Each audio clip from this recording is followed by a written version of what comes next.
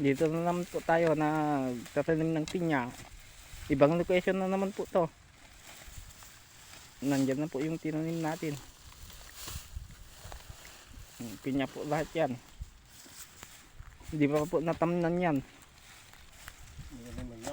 Yan ang mga kasama natin sa trabaho.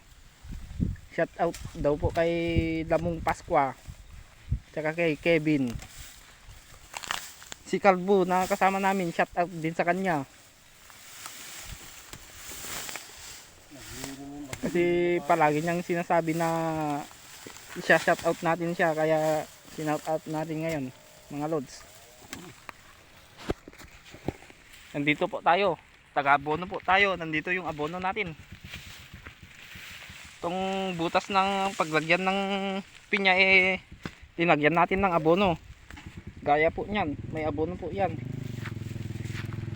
Yan pa, nabonohan po lahat yan. Nasa loob po yung abono niya. O, nandyan po. Nandun po yung taga-hakot namin ng pinya. Nandito na lang po tayo mga lods.